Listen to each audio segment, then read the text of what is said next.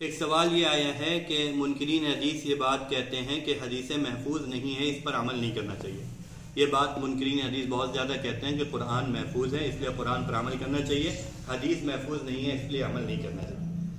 اچھا، جب انہوں نے حدیث پر عمل نہ کرنے کی علت یہ نکالی، وجہ یہ نکالی کہ حدیث محفوظ نہیں ہے اس لیے نہیں عمل کرنا چاہیے، اس سے یہ سمجھ میں آ رہا ہے کہ وہ یہ بات مانتے ہیں کہ حدیث پر عمل کرنا چاہیے۔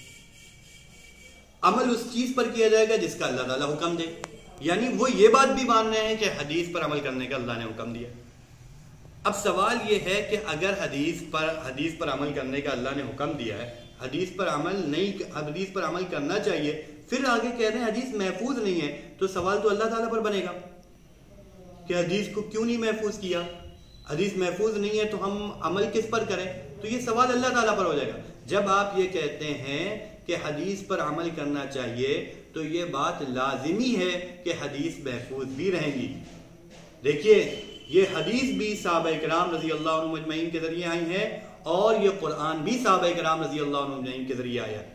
قرآن بھی صحابہ نے محفوظ کیا ہے، حدیث بھی صحابہ نے محفوظ کیا ہے، اور سمجھیے جس طرح سے قرآن کو صحابہ نے لکھ کر محفوظ کیا ہے، اسی طرح سے صحابہ نے بھی حدیث کو بھی لکھ کر محفوظ کیا ہے۔ ایک روایت میں ہے کہ حضرت رافع ابن خدیج رضی اللہ تعالیٰ عنہ رسول اللہ صلی اللہ علیہ وسلم سے عرض کرتے ہیں کہ بسا اوقات ایسا ہوتا ہے کہ ہم باتیں بھول جاتے ہیں، آپ کی باتیں بھول جاتے ہیں، تو حضور صلی اللہ علیہ وسلم نے فرمایا اکتبو ولا حرج، لکھ لیا کرو، اس میں کوئی حرج نہیں ہے۔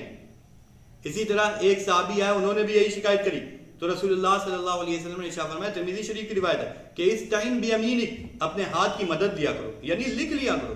تو رسول اللہ صلی اللہ علیہ وسلم نے باقاعدہ صحابہ کرام کو یہ حکم دیا کہ حدیثوں کو لکھ لیا کرو، تو صحابہ نے حدیث محفوظ کیا ہے جس طریقے سے قرآن محفوظ ہوا ہے۔ کیوں؟ کیونکہ اس پر عمل ہونا تھا۔ لہذا یہ سوال بالکل بیکار ہے کہ حدیث محفوظ نہیں ہے۔ جب اللہ نے کہا ہے حدیث پر عمل کرو تو یہ محفوظ بھی قیامت تک رہے۔